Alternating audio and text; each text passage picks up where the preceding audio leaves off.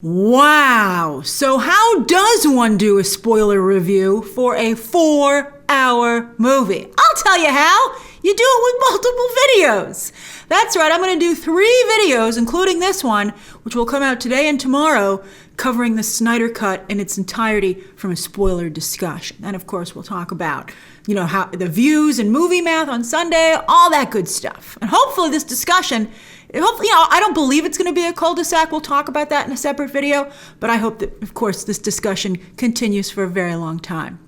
All right, so anyway, for this traditional spoiler review, the spoiler review, I'm going to discuss the important changes from Justice League, what I think really perfectly captures the difference. A couple of story points, and then I'm going to go character by character with, like the villains and the main ones. I think that's the easiest way to digest, again, a 4-hour movie, which, by the way, is a very easy watch. And I'm also going to explain to you why I believe that is as well. I'm curious, did you find the 4 hours easy, and how did you watch it? Did you do it in one sitting? I did. As I said, I took a very short break after Chapter 4, as Zack had suggested. That's the theatrical intermission. But otherwise, I went straight through. I'd be curious to know what your plans were and then what you actually did, because who's going to stop after Chapter 4? All right, so anyway, I was shocked again and again watching this movie at how Joss Whedon stripped away character motivation and high stakes. Now, I know some of you have been defending Joss Whedon, and I understand that you're coming from a good place, but I have a story to tell you. But first, so I have two really good examples of what Joss Whedon did to this movie. And the really good story is number 2. But the first one, I think we have to say is number 1, is removing the Amazon's self-sacrifice by telling Hippolyta to seal and destroy the vault to try and stop Steppenwolf. And it was tragic that it did not work. If the Amazons don't upgrade their weaponry after this encounter, they need new leadership. And in fact, when I was making my notes for the spoiler review, I was like, let's do that. Let's explore that. I would love to see maybe a faction splitting off and becoming the movie version of the Bana Midal. I'm not quite sure how to pronounce their name, but they're in the comics. Now, in the comics, they'd split off from the Amazons much earlier. But I think that would be really great if they were like, we got slaughtered because we're fighting with bows and arrows. It's ridiculous. And some other Amazons might be like, but this is the way, to borrow from another franchise. And some of them are like, forget it, I'm going to Man's World too. And maybe some of them are Luther's bodyguards, which don't have to be Amazons, but how effective bodyguards would they be if they weren't? So I like that idea. This is so great. This is it's so ripe for expansion too. But that's in another video. All right, so anyway, I think that sacrifice that the Amazons make really underscores who they are. I can't believe that anybody would be like, let's cut that scene. Maybe that's some outdated thing where a studio executive is like, we can't have in a family superhero movie, all these superheroes kill them. And you're like, but then Infinity War, it's funny. DC is actually many times ahead of the curve of Marvel, but then they second guess themselves and they blink, and then Marvel runs in and does it, as well, and then Marvel gets all the credit for it. So I think that the sacrifice is an incredible thing, particularly to show women doing it. There've been really unfortunate and appalling discussions lately about women in the military, and I think showing this here, the other line about show them your fear, and then the Amazons chant, we have no fear. You're like, yeah, and then their willingness to sacrifice themselves. I just think that's all just not only great for the movie and the characters, but for society. So I just thought that was really great. And I thought the scene was very well filmed when Hippolyta has to run out. And then I was so moved that those 2 last Amazons caught the last wall so that she could get out. And then it closed on them. I'm like, ladies, go under to the other side. But they went down with the ship. And that, oh my gosh. And that was just a small thing. But it was so not such a small thing. I'm saying in terms of the scope of the film. You don't even know the names of those women. And look what they did. It was just so moving to me. And again, it makes me just feel particularly bad that it would be cut out. I know that I have two things in here where I get a little misty. It wasn't, this movie so sophisticated, I hope it gets the credit for that, because I'm going to talk about a lot of story character moments that I think are just so insightful and moving. But I think that, yes, some of the Amazons are more scantily clad here. And at the time that Justice League was coming out, and it was, Joss Whedon had taken over, some shots had come out, and I too had been concerned about the change in the depiction of the Amazons. But when you can see the color correction and how it's filmed here, you really do see that it's just the female version of 300. So, it's the same approach, which was very popular, and I think this would be very popular. And I think it's respectful, and it's powerful, and it makes sense, and I just was really, the women who appeared in these scenes defended them at the time, and seeing how it was supposed to be done and how they felt it was going to be done because they filmed it with Zack, you can clearly see that it's a fantastic choice. So I really loved it. I even loved the cutaway shots during this sequence to the other parts of Themyscira to see what life was like for the Amazons, who weren't on duty. I thought that was great. And also, much more diverse group of Amazons here than we've actually seen in any of the Wonder Woman stories, in the DCEU. And where the hell is Philippus? She, every once in a while you're like, is that Philippus? And they're like, yeah, that's Philippus. And you're like, well, why don't you give her more to do then? It's just very frustrating. And so it is a consistent and really odd theme that Joss Whedon and Jeff Johns cut out almost all the characters of color in their cut. I mean, it's just really weird. And all these actors did such a wonderful job. That Amazon who almost, wants to touch the mother box as it activates, she was phenomenal. And, I can't believe all that stuff was cut. All right, next, number 2. Flash saving the hostages from the falling debris. That was such a truly beautiful scene, and it was so clever and unique. I loved the pinball game sounds when he's like, bing, bing, bing, bing, bing, bing, and I was like, that's amazing. So I know that this is the great story. So I know that some of you have been like, Grace, Joss Whedon was brought in to do a job, and that was to cut down Justice League and make it, digestible for, theatrical release, et cetera, et cetera. Well, I learned just recently that scene had actually been completed with its visual effects. And it's like under 5 minutes, that scene.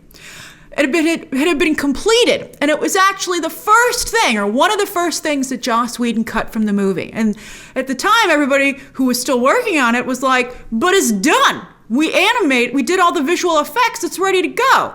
And Joss Whedon's reasoning for cutting it was that he didn't think that audiences would understand what was happening in the scene, which is so insulting to audiences. I mean, he's like, what, is Flash flying? And you're like, what? He's running up walls and doing all this crazy stuff, but this is a step too far?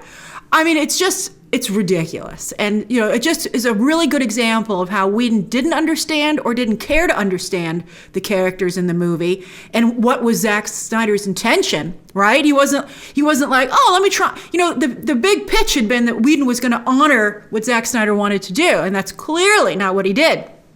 And he just absolutely butchered the movie as a result. I think removing those two things is just the perfect examples.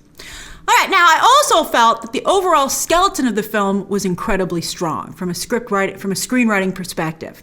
And that's what makes it so easy to follow and to watch despite, it's so long, but it's very clear what's happening. And that clarity, along with, I think, the very strong chapter time, the chapters, like those little, I said in my non-spoiler review, it was like unlocking another level of story. I loved it. Fade to black, and you're like, ooh, next level. But then also, because the structure and the skeleton, as I said, is so clear, that means that Snyder can layer over a lot of flair, right? And the movie can take it. So we have a basic setup. The dark side conquers worlds. And early on, when he was still, a baby dark side, like Uaxis or whatever, he gets beaten back from Earth because all of humanity unites. And if you read the Zack Snyder storyboards, and I don't think that he's going to be able to follow this thing, so I'm going to give you a little bit of what was supposed to happen. At the end of Zack Snyder's Justice League saga, the entire Earth was supposed to unite again, like all the armies of the world. So it really would mirror that first thing where they beat back Darkseid. And that's really fantastic. And I think it underscores more the incredibleness of the first everybody coming together. There you're like, okay, so all these fictional, the gods, the Amazons, the Atlanteans, man, a Green Lantern, they all came together. But it was olden days. But to think of everyone coming together today on the planet Earth, that's pretty amazing.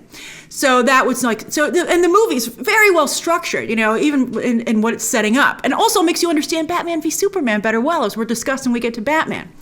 But anyway, So they beat him back. And then when Superman came around, it was like Earth's off limits because he's such a powerful being.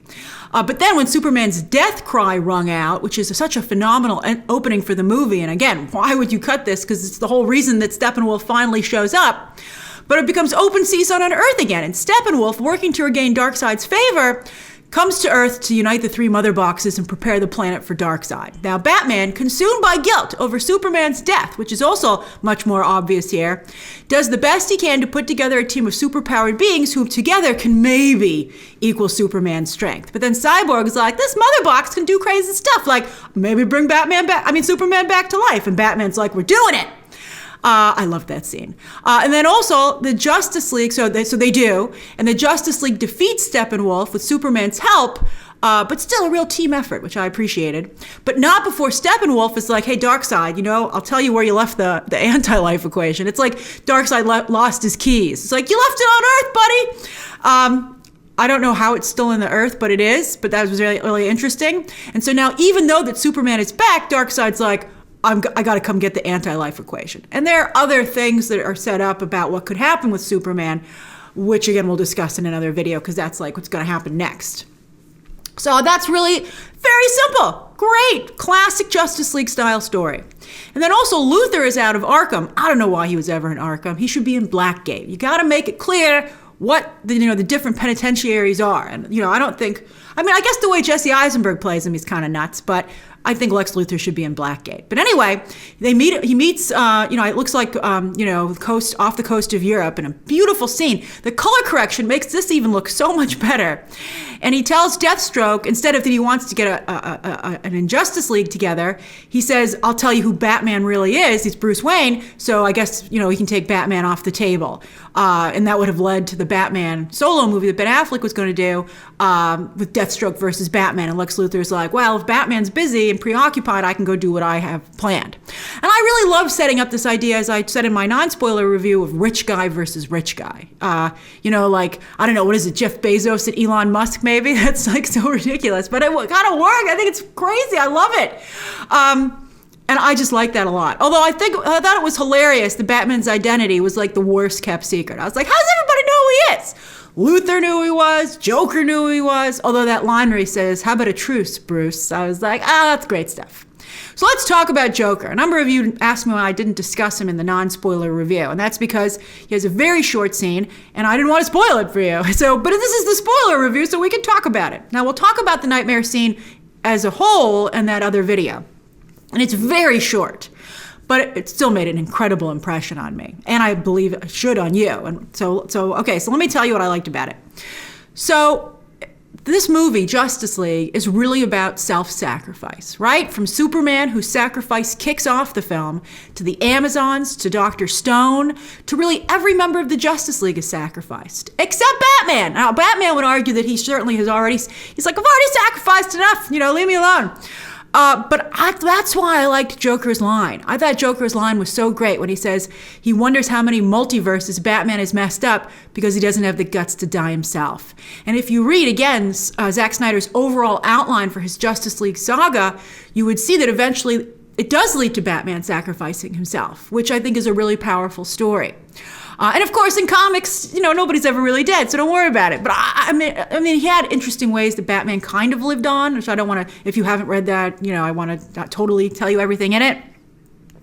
But I thought that was really great. I love that line. And you know what? I don't like to hear anyone criticize Batman. I'm a big Batman fan, and I'm like, leave him alone. He's a genius. But I thought that selfishness, it does explain a lot about his character and a lot of complaints that the Bat family has had about him over the years. And so I thought it was an interesting exploration of the character. He can still be amazing and have flaws. It just makes him more amazing and interesting. All right. It's funny to see some people are like Superman, Captain America people, and some people like myself are Batman, Tony Stark people. But it's funny. All right, let's talk characters. Now, let's first start off with Jared Leto's Joker. Now, Jared Leto's performance continues to be very different from any Joker that we've had before. But I think it's because he focuses on the wild card aspect of the character. You don't know what Joker is going to do next. And I think in some ways, Joker doesn't even know what he's going to do next, and Joker loves that about himself. And that's why Jared Leto, when he was in The Little Things, you're like, he's playing the Joker. I mean, it makes him the scariest version of the character to date. He's truly terrifying. He has no rules. You know, Joker's wild. And then when evil Superman shows up, it took me like a couple of, I really had to think about it to get what happens here. Because at first, Jared Leto's just laughing. And you're like, why is he just laughing? He's going to die. But then I thought about it more, again, because evil Superman showed up. And it's just so great. So Joker laughs, not just because of the absurdity of the situation and that Batman fails. He hates Batman. So he's like, you tried so hard and now you're just going to die on this stupid patch of highway. It is funny. All right. And then, but also again, because Joker doesn't know what's going to happen. He's like, okay, let's do it. He's like, is he going to die too? Will evil Superman team up with him and recruit him because Joker is a villain too, right? I mean, it's fascinating and it's just so in character. I just loved it. And I think people who criticize Zack Snyder's version of these events and his team, what Zack Snyder's team does, are not giving these choices a chance. Because if you do, and Joss Whedon is guilty of the same thing, if you take a moment and think about it and be like, okay, why did you make that choice? Every time the answer will excite you and surprise you. And that's why the film is so compelling. So don't be so quick to dismiss something just because it's not what you would expect or what you're used to or what you would do. All right, so next up, Steppenwolf, the Mother Boxes, Darkseid, Granny Goodness, all that goodness. All right? This was pretty darn good. Considering how bad these characters were portrayed in Justice League, if at all, it's incredible to see them so well realized here. They look like they leapt right off the comic book page or the animation cell or the video game screen. Some people have been like, it's just a Thanos ripoff, man. Well, to be fair, there's been a lot of copying through the years between the two companies, and so there are some similarities between characters. But Darkseid's been a big thing in DC for a long time in the stories. So he's a legitimate character choice. And, like one of the only major Superman villains that is a big, that can take on Superman. When Superman's like, oh shit, like there are not many villains that can elicit that response from Superman. So anyway, I just thought that they were so well realized. It was, puts a smile on my face to see it. We got an Omega Beam tease, and it was so great. It looked just like the Omega Beams. Like, it's just so perfect. You're like, there's nothing to say about it. It's the Omega Beams in live action, and it's done exactly as it should be. The technology is so advanced, it seems like magic, as Thor has said. And I found the Apokolips throne room with Granny Goodness. Decide's fine. But for some reason, Granny Goodness really spoke to me. At first I was like, she doesn't look like the animated version. But the more I see her, she has like a coolness. Like, I think the Judi Dench idea is really strong. And I'm like, I want to see the female Furies. And so her character really captures my attention, even for those few brief moments. And then the Mother Boxes, when Cyborg pulls them apart and he's still like half between the illusion that the Mother Boxes are creating. And they appear like three witches.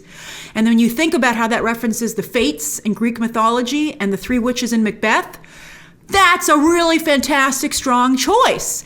A lot of people are just looking at the comic books as the source material for this. But what I love about Zack Snyder's work, and Chris Terrio, who helped him with this, and his whole team again, is that they're using all kinds of stuff as reference material. And it works. It is Shakespearean. It is Greek mythology, especially with Wonder Woman in the mix. And I just love that. And so that was so cool. I love that so much.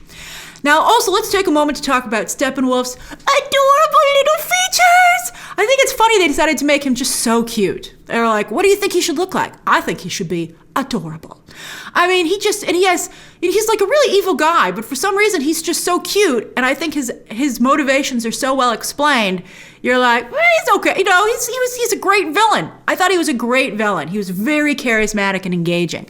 Like, sometimes he'd be shocked at something and he'd be like, oh, and you'd be like, he's adorable. He's so cute. I love to watch the character. He was just a great character to see. Very good on screen.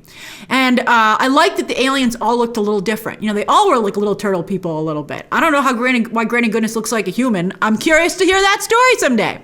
I hope we get it.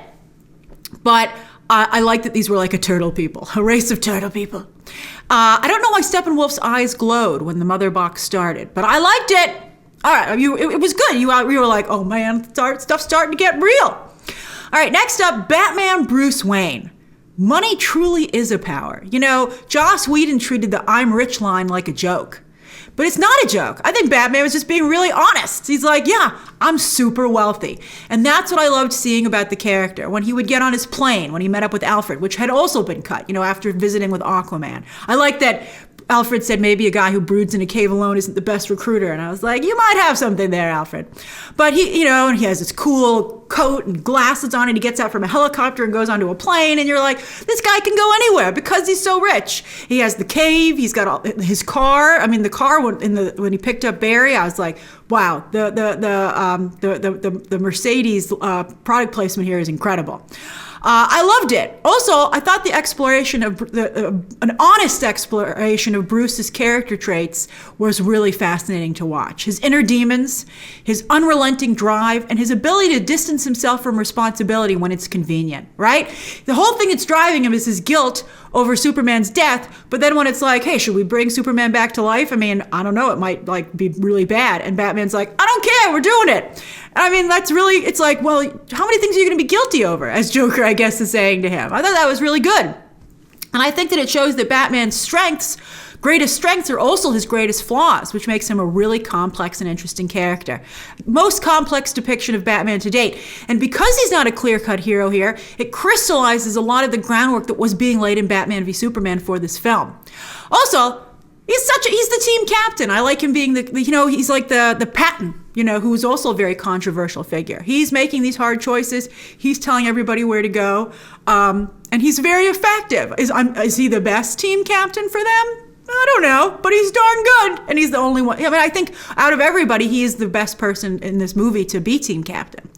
And then Alfred is there, of course. And I thought, he creates that gauntlet, which, I mean, it was like such a movie device that, it absorbs energy, and then I think it could dispel it somehow. But I mean, it allowed Batman to participate in the action sequences. So at least it was explained. All right, next up, Wonder Woman. I love having Wonder Woman be in Europe. I understand the Washington, D.C. thing. I think that just like Superman Returns got into the trap of trying to be an ode to the Richard Donner Superman movies, Wonder Woman 1984 fell into the same trap of trying to be an ode to the Linda Carter TV show. You got to be your own thing. And I think that that's what's so great about this Wonder Woman. I think that's what's so great about Zack Snyder's Wonder Woman. And when he was more involved in the first Wonder Woman movie, that was still the case, that she's her own thing. And I just love her being in Europe. I think that it makes the Justice League have a more global feel. And I think the sensibilities of Europe really are reflected very much in Diana as a character. So I just thought it was fantastic. I would much rather she be based out of Paris working at the Louvre than the Smithsonian, to be honest with you. I loved her being at work, and I loved the French argument about what was going on, and then she sees the news. It was just perfect. It explains her gorgeous fashions. Now, speaking of fashion, when she goes and she explores that cave and she sees the writings on the wall about Apokolips and Darkseid, I love that she did it in high heels, and she lands with high heels on in that cave. I'm shocked those high heels didn't break, but it was so cool. It was some real Ginger Rogers superheroing. I mean, she looked fantastic, and again, it was done in a very respectful way. I just loved it, and again, showed her raw power. She's so powerful in this movie. She's just, like, to see her in the hostage situation, I mean, it's just a joy, and it's just mesmerizing to watch, and that's what she should be. But now also, people didn't like it so much when Batman was killing people in Batman v Superman, and Wonder Woman kills a lot of people here. But she's also a warrior. She's dealing in very high-stakes situation with murderers. And her sisters are killed by Steppenwolf. I mean, this is a world where people die on both sides. And she herself is killed in Cyborg's vision, with that vision of her on a funeral pyre, with the coins for the river, I forgot the name off the top of my head, River Sphinx, right? To get to Hades, to get to the underworld. Boy, is that good stuff. I'm like, yeah, let's do it. Boy, wouldn't that be great? I just thought of her going to Hades. to the underworld and having to deal with Hades. I mean, this is fantastic. I was going to say it writes itself, but no, it was written by Zack Snyder and his team. All right, so anyway, I loved that shot of her on the funeral pyre. I thought that it was really powerful and a fitting funeral for Diana, showing that she might be similar to Superman, but she's also very different than him or any of the other Justice Leaguers. And I loved, speaking of Superman, how she would acknowledge how powerful Superman is and that she called him Kal-El instead of Clark because he's also an orphan from another world, that left his home world to go and try. Wonder Woman made a choice and Superman's parents made a choice for him, but his parents really had no choice because Krypton was exploding. But still, the parallels are there. I like that Wonder Woman has parallels to Superman. She has parallels to Aquaman, and that camaraderie makes them a little bit different from like Batman and Flash, right? And that's great. You see that. That stuff was all excellent. I also like the comment in the graveyard when they were digging up Superman that, Flash said, you think she might like younger guys. He just met Iris West. He didn't know she was going to be the love of his life. But anyway, and then I like Cyborg's retort that she's 5,000 years old. Everyone's a younger guy. And I thought that was really great. Although at some point, Wonder Woman has to be, I think, defined as a bisexual character, and Warner Brothers can't keep sidestepping the Themyscira situation, with lesbian relationships and stuff. I think that should be explored, and I think it's getting to be really, really noticeable that Warner Brothers won't go there. I mean, I think that you have to, and I think it would be really an exciting opportunity. I love that, just like what they're doing with Poison Ivy and Harley Quinn, who went to Themyscira. Well, let's see that episode, but just long story short, for for Poison Ivy's bachelorette party. That was a great episode. All right, so anyway, Cyborg. Wow, this character has so many layers. It is shocking that they would be cut out of the film. Who looks at that and says, I don't think we need this? I mean, it's very suspicious, as I said, that Whedon and Jeff Johns cut pretty much only the characters of color from the movie. And again, the actors all did such a wonderful job. It's very suspicious. But I love the Cyborg digital god scene, which we will discuss a little bit more in another video. But I thought that was just so visually interesting and well done. And I really liked him helping that woman, who didn't have enough money, and he was seeing her through security camera and her cell phone footage. And then he gives her more money because essentially it's digital money in the bank, and he's able to help her. And it gives him a hero of the people quality, which I think is really makes Cyborg very unique. And because he becomes the system, and the system works against so many people. So he can fix that. He can make the system work for you. And I really thought that was great. And I thought it was set up so well with the exposition of his mother talking to the dean at the university saying, your son hacked into the system and he changed the student's grade. And the mother says, she had a death in the family and she needed to pass that class and you did nothing to accommodate her. And that was great. It perfectly sets up that later thing with the woman and her needing money for her family. It was great. It was really, really wonderful. And it's a great direction I would love to see the Cyborg character go in. You can see, I know that Cyborg says booyah in the comics and in the animation, but when you add these new exciting serious levels to the character and you power him up to, there's been an ongoing debate about whether or not Cyborg should be with the Titans or should level up to the Justice League. And I think it's always been a little bit tough. He's never seemed like a good fit with the Justice League, but they made him a good fit here. This version of the character fits with the Justice League, and I would like to see this reflected in the comics and other mediums for DC. I loved him connecting to the internet. As I said, in my non-spoiler review, he's a Terminator with internet access, which shockingly, the Terminator franchise never thought of. So I love him setting off the alarm at Star Labs to clear the room, and all he has to do is think about it. Oh, that was fantastic. I was like, whoo, so much potential in this character now. And I thought when his father, this is my other moment where I get misty. When his father sees him walk through the doors, leading all the other heroes, that is an incredible scene. It's my favorite shot of the Justice League, and I didn't understand why until I wrote these notes out. And I was like, oh man, the layers. So I think that, I knew that it was because of Joe Morton's reaction. I knew that helped sell the shot. Also, that they seem like they're in the real world. But I knew that a lot of it was Joe Morton's reaction. And again, it wasn't until I thought about it that I connected the dots. Now, Joe Morton has that wonderful tape where he says a father twice over. And he says, because I brought you into this world twice. You know, so I brought you into this world, and then I brought you back into it when I saved your life. And I think he was really wrestling with whether or not he did the right thing for his son. That maybe he had given him a life that was not, it was too torturous. That maybe he'd made a mistake. And he was telling his son in that tape recording, what he could be if he would just embrace it. So to see his son walk through those doors and to see that it had worked and he had made the right call and his son was an even greater individual and would accomplish great things, and that he had helped because of what Joe Morton had done for his son, was just really beautiful. It's a father's, and he did sacrifice himself just moments later. But it's a father being so worried about his child and seeing that and having wronged him by not being at the game, and then seeing that it worked. And that's maybe why he could sacrifice himself, because he knew his son didn't need him anymore. It's just really good stuff. And I think that people just aren't thinking about this and how incredible it is. I didn't think that I thought, I might tear up a little bit. But I think that sequence, as you'll see in a later video, is my favorite thing in the movie. And Cyborg really is the heart of the film. That Joe Morton, he's got to break my heart every time it's in a movie. I can't believe it. Good for him, though. But I really love that. And also, it was very moving that Cyborg buried the mother box at first with his own mother, and his human grave. I thought that was really great too. Wow. Okay. Boy, is that good stuff.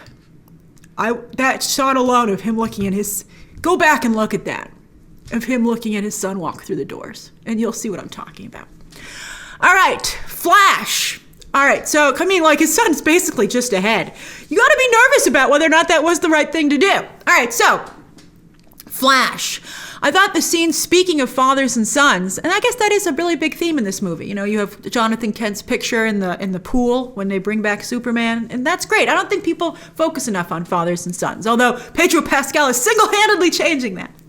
But I thought that the Flash scenes where, Barry was talking to his father were really great. And Billy Crudup did a great job. I'm so sorry that he can't be in the movie because of timing issues. Basically, he won an award for his work on the morning show, and they pay him a lot more. And so he's got to go do the morning show. And also, I think because of the pandemic, quarantine is involved. So it's too hard to go back and forth between the two sets. So that's why Billy Crudup had to leave the Flash movie, which is a shame. I wish they could have figured it out because he's just so good in these sequences. It's here Barry is sacrificing his normal life to help his father. And then I love the job interview scene. I laughed out loud when he did the resume joke, I thought that was so great. And at first I didn't understand why he took the hot dog. I was like, is this an inappropriate joke? But then when I saw that he took it so that the dogs would like him at the place when time went back to normal, I thought that was fantastic. I just liked that a lot. So I thought that was excellent. Now, I liked it also when he got hit by the parademon shot. I didn't know Flash could heal very quickly. I had no idea he could do that. I think that in the future, and for the Flash movie, it would benefit them to give us a little bit of an update on his powers. I also think some people wouldn't quite understand that he was turning back time in that crucial moment when he goes and he gets the mother boxes to not sink. I think it's not totally evident. I totally got what he was doing with the debris, but I think the time travel thing might escape some people. Turning back time. Just like Superman saved, in this, what was it, Superman 2, right? Where he turns the Earth back. Very funny. He and Superman can race and turn to back time. They have a lot to discuss. They cut the race. I think it's good they cut the race scene. It doesn't fit with the tone of this film. Superman is kind of weird now, as we'll discuss. I think, he wasn't brought back totally normal. So anyway, I think that Ezra Miller does make some unique acting choices. And I also have to say that the face mask in his costume sometimes isn't the most flattering. So you really have to give him the benefit of the doubt. And I think it also helps having more footage here so you can really get the reasoning behind his creative choices. Ezra Miller makes very strong artistic choices, from his run to everything that he does. His Barry Allen is a modern day tech and science nerd. And he's also a lot into, as many people like that are, into Far East influences. I love that he meditates right before the big fight to go fight Steppenwolf. I love his Kung Fu launch. That's actually Ezra Miller's name for it when he does the launch. That's so cool. He came up with that himself. That's really good. And also his readiness to sacrifice himself when he turns back time and he's speaking to his father in his head. And he says, I hope you are proud of me and you know that I did this for everybody. I thought that was great. I thought it was really, really strong. And also the VFX in every single scene that he's in are just a beautiful thing to behold. The lightning and how he pulls lightning off of electrical things that he runs past too, it's just really cool. And it's always a concern, especially because Ezra Miller is also very funny, that his scenes will be too much like Evan Peters' Quicksilver. But I think the difference is that Barry is a scientist. Quicksilver just has the power to run very fast, but Barry understands the science of it. He understands what he's doing, what he can do. And, he's like, I can build up a charge and, to help, with the mother box. I mean, I like that Barry is a precision tool and he understands. Barry's not being used by anyone else. He's using himself. And I really like that. Then Aquaman. Like Batman, he is very tough to write in Justice League stories, especially when there's no big water component. I know there was a box in Atlantis, so that's how they did a good job including him, but it still wasn't a big part of the story. But I liked the discussion of Themyscira and Atlantis and how at one point they were friends and then they became enemies, which of course lays the groundwork for Atlanteans versus the Amazons and the Flashpoint thing, but I don't know if they're still going to do that anymore. But it's just, I think, because, I told you that Andy Muschietti's like, can we all stop calling it Flashpoint? Because I'm not doing Flashpoint, okay? But I like the regalness of the Atlanteans in this version. I thought, it was Shakespearean. It was very different from what we've seen from James Wan's version. I thought it was really interesting. I liked seeing more of them. I liked when they dragged them out of the ocean, when the parademons dragged them out of the ocean. I thought that was cool. And I also really liked his quiet interactions with other people in the movie. I mean, Aquaman is like a cool dude. He's like, they gave him the surfer dude quality, and I think that Jason Momoa very much had that throughout the film. When he interacted with the fishing village, I thought that was great. Like, when in the original, in the Justice League version, they just made him come in, drop the guy off in the pub and say the alcohol's on him. But, here the scene breathes and you see, I believe Aquaman makes a comment about not respecting the ocean enough, not being careful enough. And then, he just says, it's no longer a joke. It's just a matter of fact. That guy owes me a drink. And it just makes much more sense. And I also liked when he was helping Flash pick out a hat. Right? He's like, Flash is like A or B, and he's like, not A. And then Flash puts the other hat on, and I love that Jason Momoa did a great job delivering that comedic line. He's like, let me see A again. For some reason, I just really liked that moment. It really struck me and made an impression. And then this amazing shot. Having Aquaman in the movie is worth it for this alone. It's just one of the coolest shots I've ever seen. I think it's gorgeous. But you know what? This also didn't even occur to me until I was writing my notes out for this review, the spoiler review. I was also really impressed with Aquaman's morality. This Aquaman wants nothing. He has no allegiances, like some surfers, the environmentalism aspect of these people who are nomads and like live by the water and stuff like that with nature. And that's why he's the only one who really has a problem with resurrecting Superman. He's like, we should just let this guy rest. And I thought that, it was just so in character. I really, really was impressed. And I didn't even realize it when I was watching the movie. I was in Batman mode. I was like, shut up, Aquaman, we're doing this. Your doubt doesn't help. Stop trying to get Wonder Woman to side with you. And Wonder Woman, I think Wonder Woman is a little bit like Aquaman, but she's got a little Batman, she's got a little similar qualities to Batman too because of her warrior aspect. So that's why she went along with it. That's great. Just such human dynamics amongst them in that it's just really interesting. And then speaking of Superman, he's really hard to discuss because his story is only getting started here, right? He's in the film very little, and it's like, will he go evil? I told you, I'm not a big Superman fan, I'm a Batman fan. So I do view Superman as a big weapon, as a threat. It's one of the reasons I liked Batman v Superman. I was like, he is something we should be concerned about. Something which is a Frank Miller viewpoint of Superman, which I agree with. And, Zack Snyder really likes Frank Miller's perspective and work based on, adapting 300 and stuff like that. So, will he go evil and will he become an agent of Darkseid? And was resurrecting him also maybe responsible for making him not right in the head? I think he's a little off. I know he was coming back online, so to speak, but I think he's a little off. Also, he's 2 for 2. He snapped Zod's neck in the first movie, Man of Steel, and here he cut off Steppenwolf's horn, and Steppenwolf's little turtle face is like, wow, no, man, I just want to be redeemed. And then he helped kill him, setting it up, that was like Aquaman, Superman, and Wonder Woman all killed Steppenwolf together. And I'd be like, I think we should keep an eye on Superman. I mean, we really needed him here, but I think he's got a screw loose. I mean, I would be concerned. And I think that's intentional. I think that his suit, it wasn't established as a healing suit. He has a cape, which he's not supposed to with the black suit. But that's all the studio's fault. Because, as you know, they wouldn't let Zack Snyder film with the black suit. They were like, it's got to be it's got to be blue and traditional blue and red. So they filmed him in the blue and red with the idea that they would color correct it in post. So that's why it's not always a true black. That's because it's been color corrected from what they shot it in to be the black and silver suit. So that's why I think it's not as comic book accurate as I think we would like it to be. And I think it's not as comic book accurate as this team would like it to be, but they did the best they could. And I also think it's pretty clear he's having a baby, because I don't know if you saw this, it's very quick, but when Lois gets the press badge out of the drawer next to her bed, there is a pregnancy test in there. It had a really interesting name. I don't remember what the name of the pregnancy test was, but I was like, that's a really crazy name for a pregnancy test. But if you are familiar with Zack Snyder's outline for his whole Justice League saga, Lois was supposed to have a baby. Now, it was originally going to be Bruce's, but I believe in this story here, it's Clark's, which is why she's so upset that he's dead. She seems so upset. Obviously she would be, but I think the reason that she can't get over it is because she now has having a baby, maybe a superpowered baby, by herself. That would be very depressing, I think. She was drinking a lot of coffee, though. I mean, she's probably like, it's a super-powered baby. It'll be fine. But anyway, that's a really important part of the story.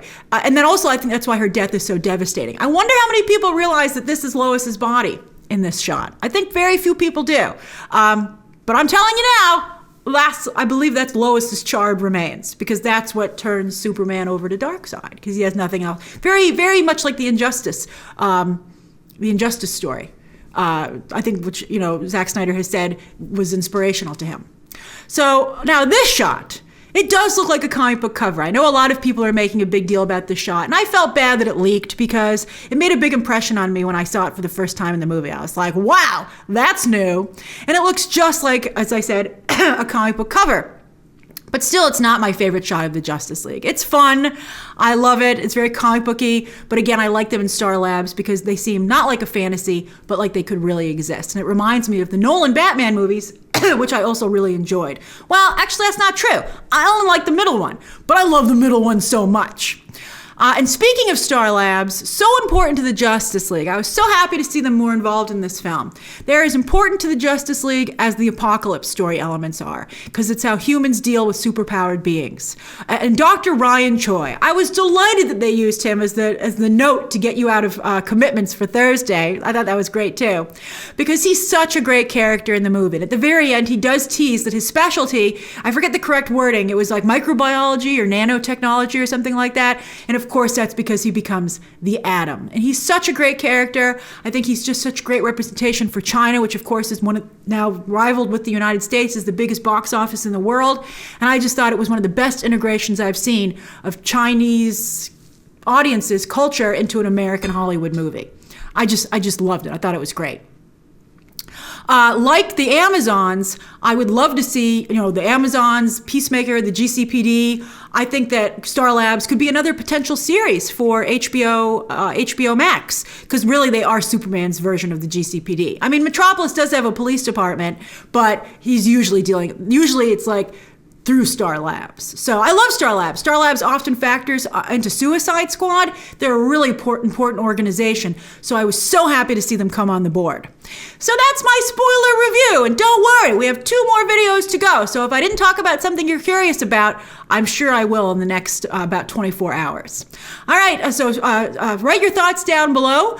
Subscribe today so you don't miss any of those videos. And of course, as always, you can check out some more videos that are already up right now.